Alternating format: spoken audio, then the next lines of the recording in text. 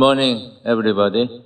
My name is Sangmok, President of Korea National Council on Social Welfare.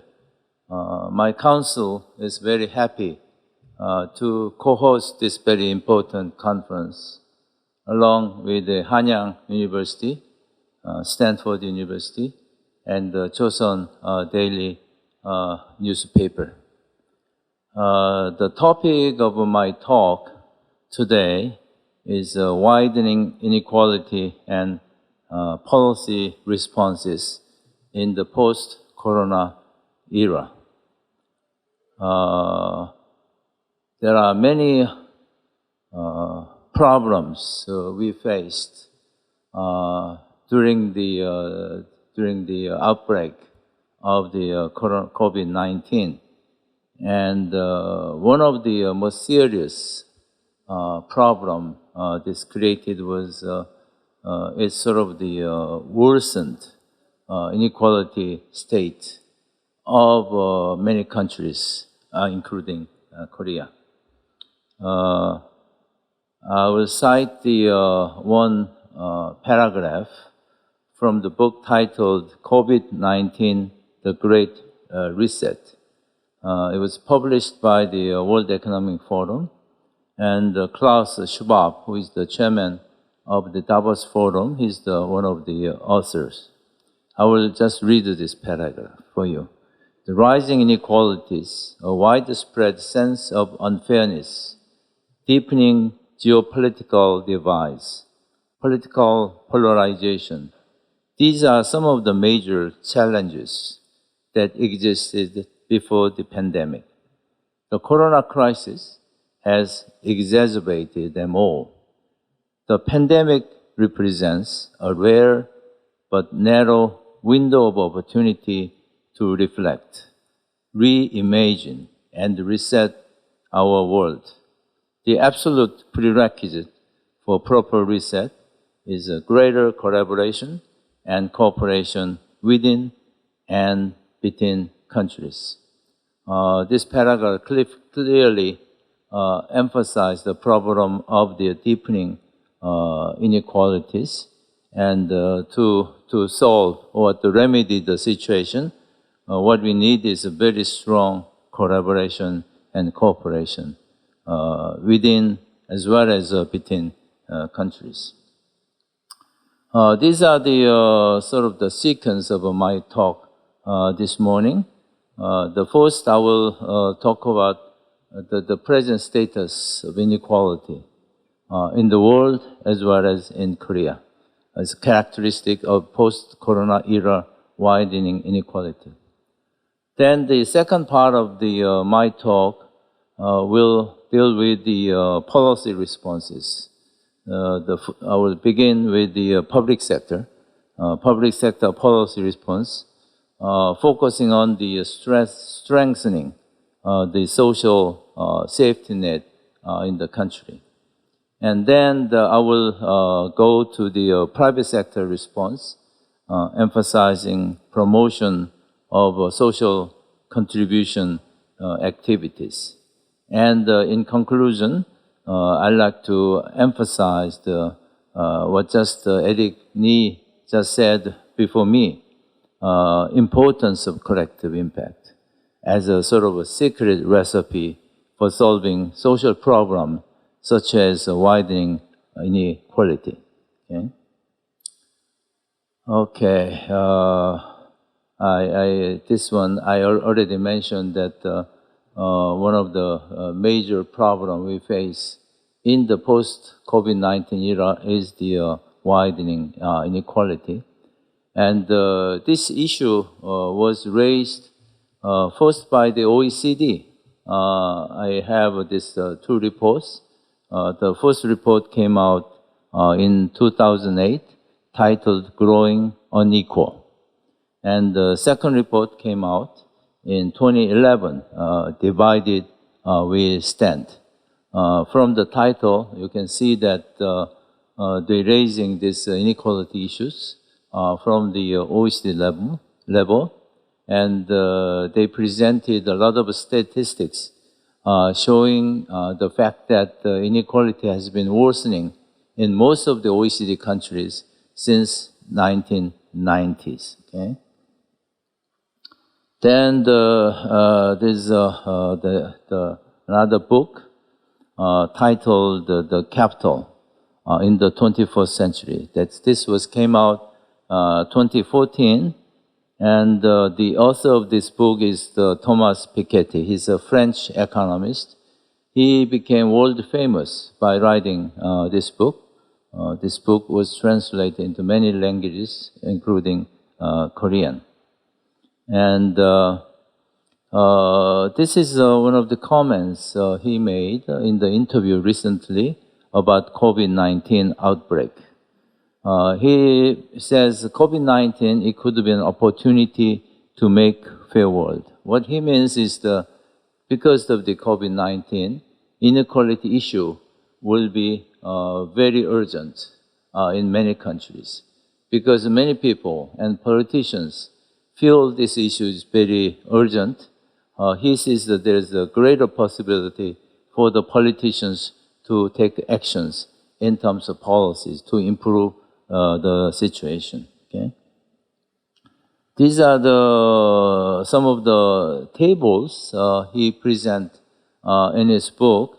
He has this capital income ratio, and you can see in the United States and Europe and the world as a whole, capital income ratio is rising. What that means is the share of the capital is rising in almost all important economies, and that's the basic reason why inequality is getting worse in these countries. There's another person, Branko Milanovic. This is his famous graph. It's called elephant curve, because it looks like an elephant. And on the top, C, these are those rich people, like Bill Gates or Samsung Lee Jae-yong, who really made a fortune out of this new technological innovations, and many of them are in the United States. Okay, then there's a next in the ladder is this B group. B group represents the most of the people in the middle in the United States and Japan and so forth. And the last 10 years, the real income of this group has not improved at all. So what you can see is, particularly in the United States, those people who belong to the C, their income is rising so fast, but the majority of population in the United States, their real income has stagnated, and they belong to the category B. Then down in the ladder, there's A, who is doing relatively well. In those countries, these are mostly East Asian countries, Korea, China, and Vietnam, and so forth. And in the bottom of the ladder, there's I should call it D, but it doesn't have a sign. But these are the poor countries, sub-Saharan Sahara countries, and during the last 2 decades of the relatively rapid economic development, the economy sort of have stagnated. So if you take the sort of the worldwide view on the distribution, situation has become worsened globally. So income inequality has become more widened in global terms as well as in country terms. This is this is coming from the study by Professor Kim Na-gyun. He's a professor at Korea University. This is the international comparison of top 10% income concentration. You can see the United States has the most unequal distribution income among developed countries, and the share of the top 10% is 48%.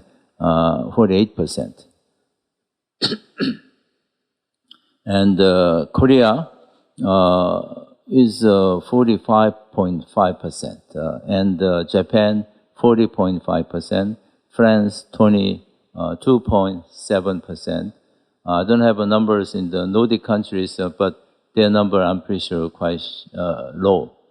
And what I'm trying to say is, particularly to the Korean audience, Korean income inequality is relatively worse even among the developed countries. It's close to the United States rather than to some of the European countries.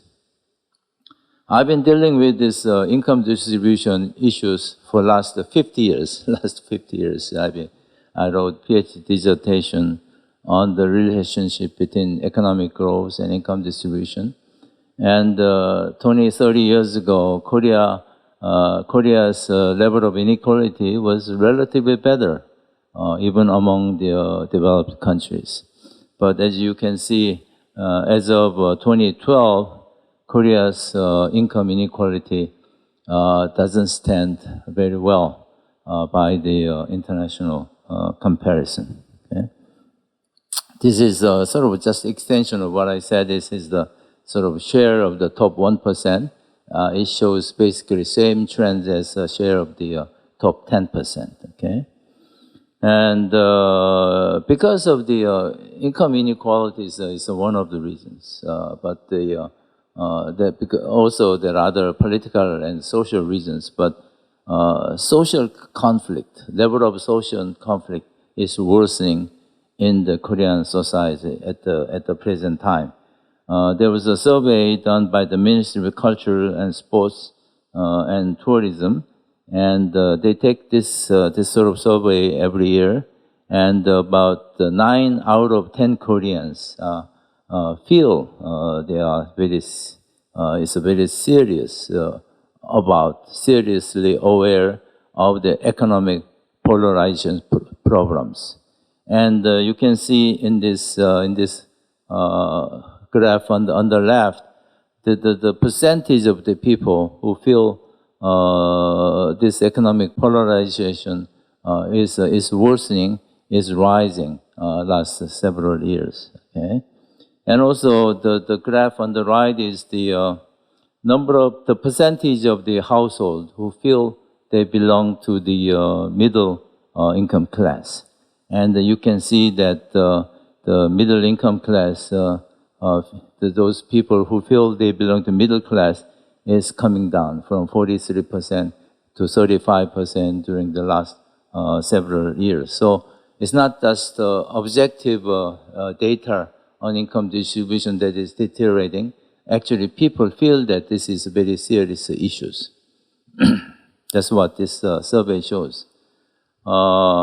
This is coming from same survey, and the social conflict, sort of a perception trend, and you can see from here that the conflict between right and left, conservative and liberal, they feel that that's the most serious people, and about 92% Koreans think this is very serious.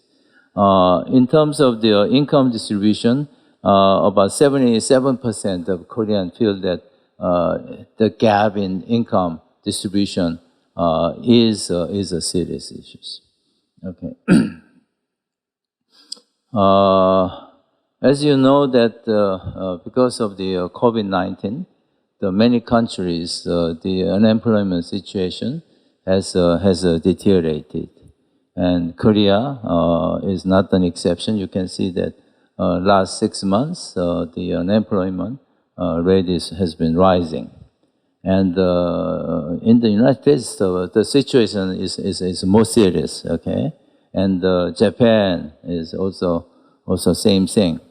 So what the COVID-19 did on income distribution is because of COVID-19, many people lost jobs. Losing job means their income has been reduced quite substantially. And also in Korea, for example, we have a report that the Samsung Electronics incurred something like 11 trillion quarterly profits. It's a record high. Same thing is happening in the United States. Amazon's and Google's, those IT firms are making record profit. So COVID-19 situation, many people are doing much worse than before because they are losing jobs. But some companies and some people associated with those companies, their incomes are rising very, very fast. And this is a recent World Bank report, poverty report. It says this year the originally projected world economy will grow 2.5%, but now they are projecting minus 5.2%. So COVID-19 has a sort of 7.7 percentage points downward adjustment. Okay, so it has it's a very serious problem in the global context. And the most shocking thing is that this report says 100 million people will fall into the extreme poverty categories due to COVID-19. In terms of the poverty eradication, the world has made some significant progress last 2 decades, but just all these achievements we made during the last 2 decades is just wiped out just in 1 year because of the COVID-19. Okay, Korea is cited in the international community that we are doing relatively better in managing COVID-19. And experiencing the COVID-19 outbreak, we all felt that there's a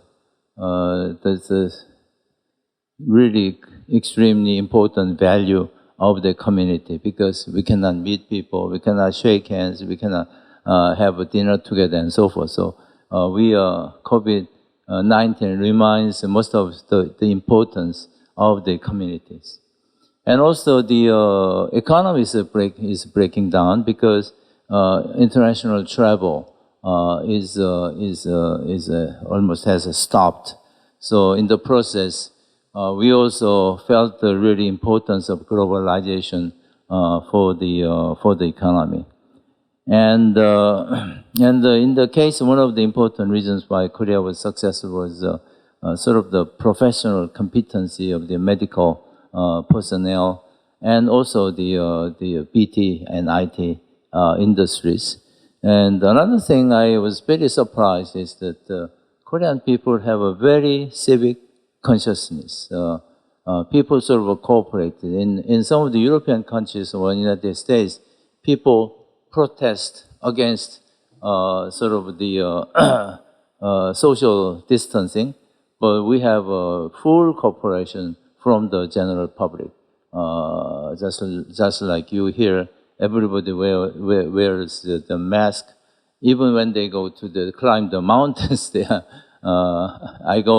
I have a everyday morning hike in the mountain in the back of my apartments, and everybody wearing the mask when they climb the mountain. Okay. This is the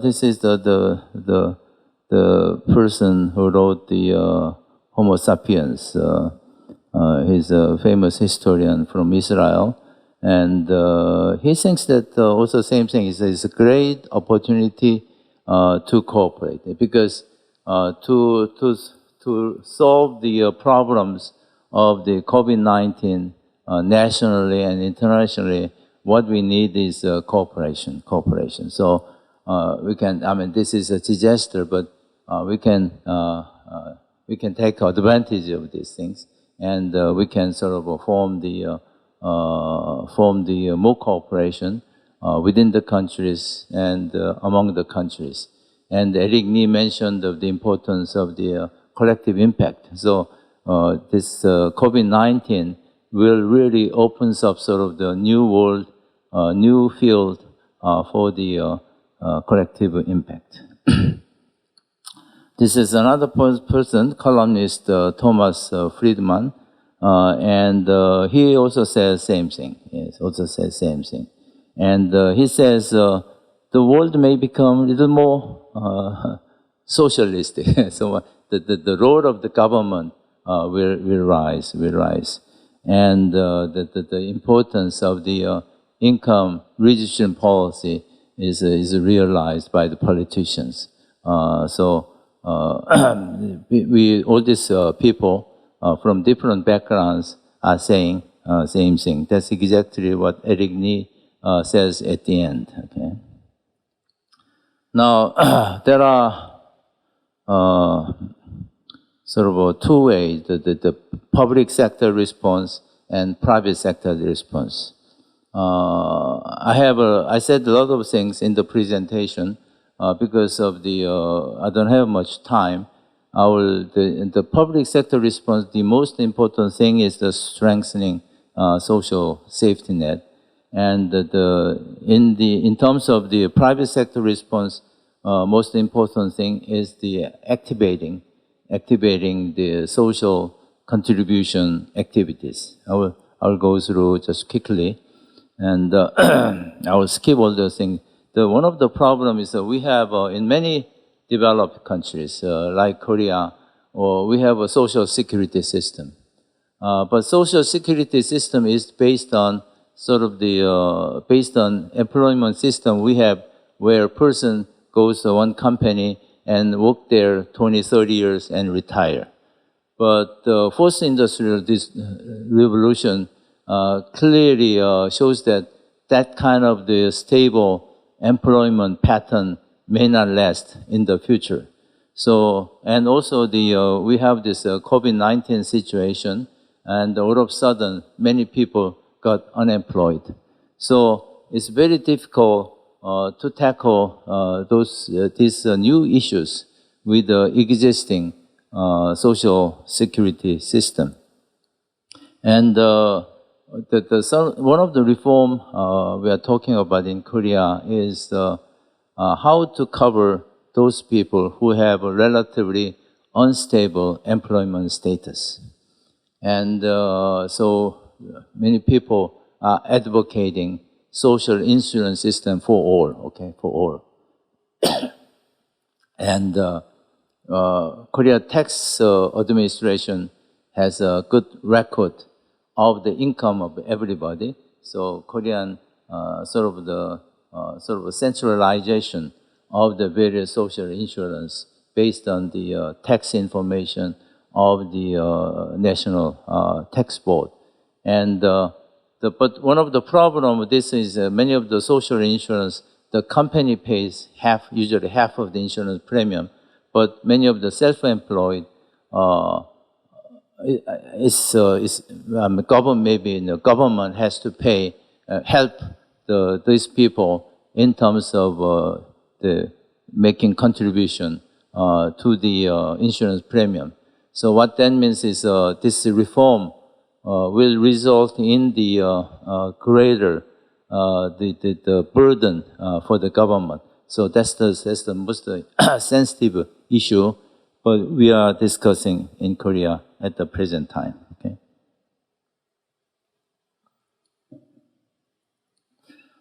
In terms of social service system, we have so many different well-developed social services, social welfare services, but these services are organized sort of from a supplier's point of view. So it has many different delivery systems.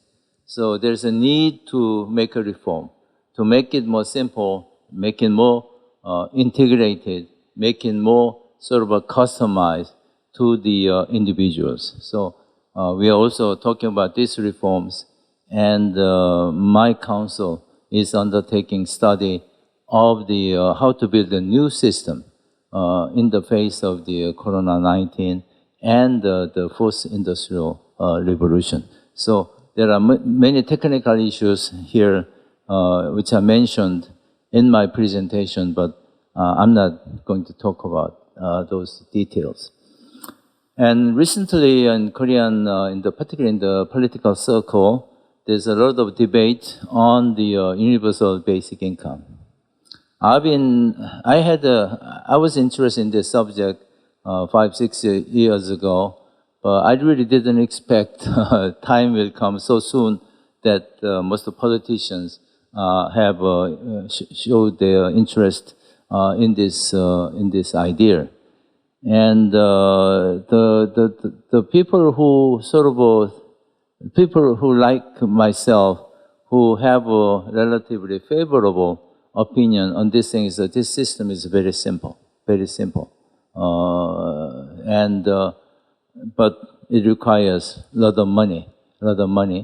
And once again, this is a very complex issue, and as long as if you introduce this system, we have to make adjustment, complete adjustment of existing welfare system, and the complete adjustment of existing tax exemption system. So I'm one of the person. I'm in favor of this system if we can undertake major reforms in the welfare system as well as the public finance system. Okay, but in many countries, because of the outbreak of the COVID-19, this universal basic income, which is a very old idea, is getting more attention from the politicians as well as the general public. Okay. From the private sector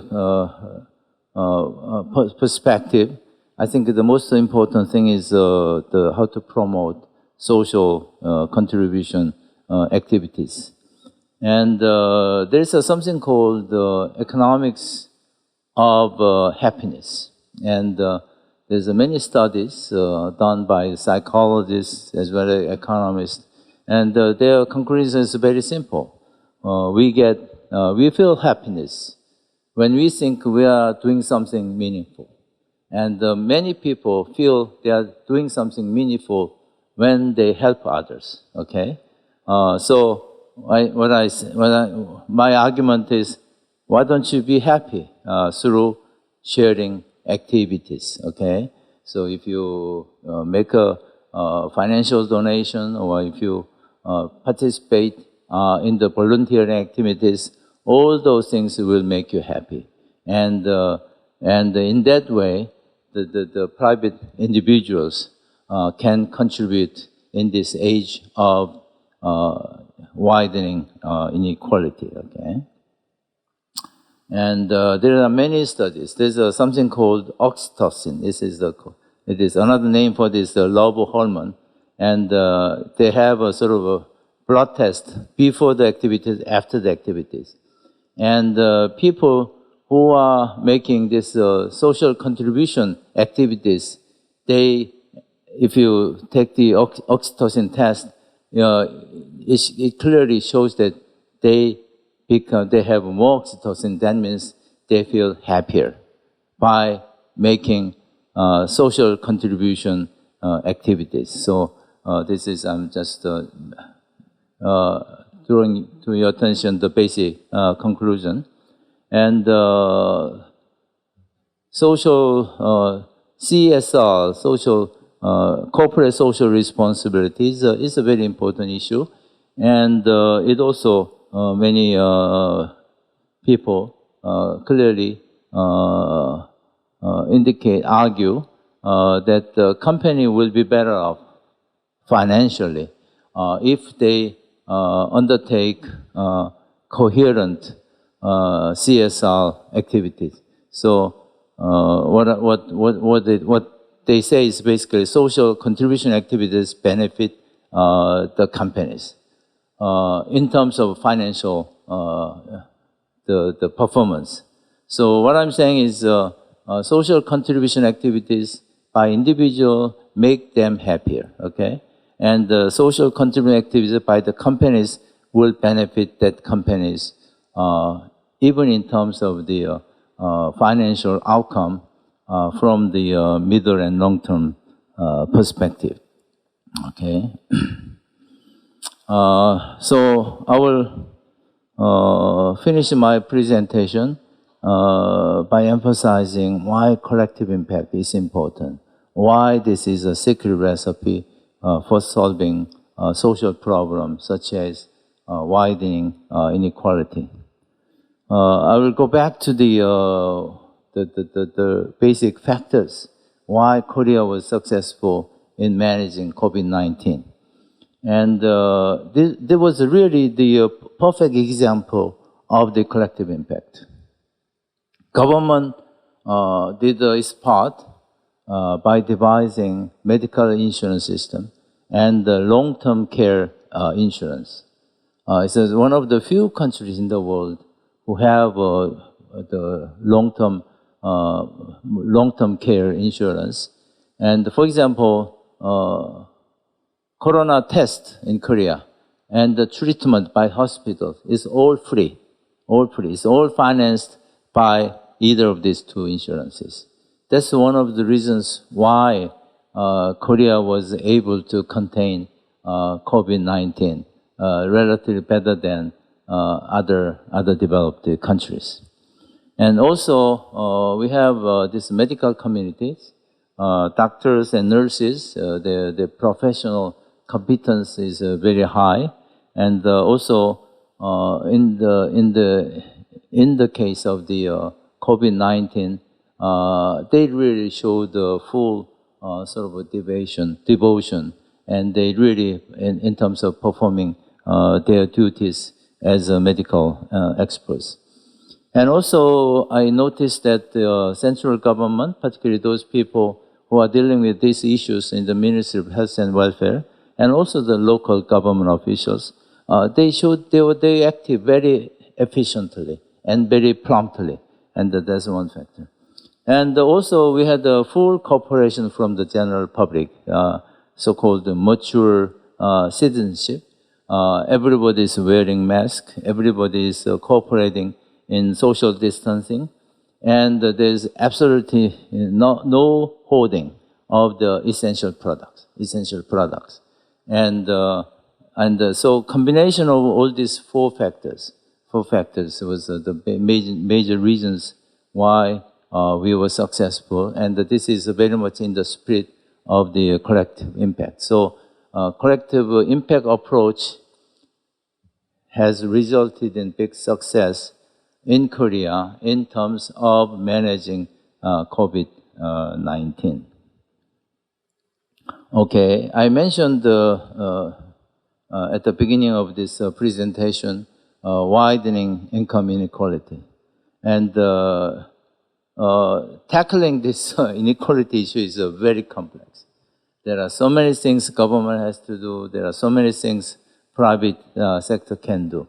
I mentioned some of this. I mentioned the possibility of restructuring social safety net by the public sector.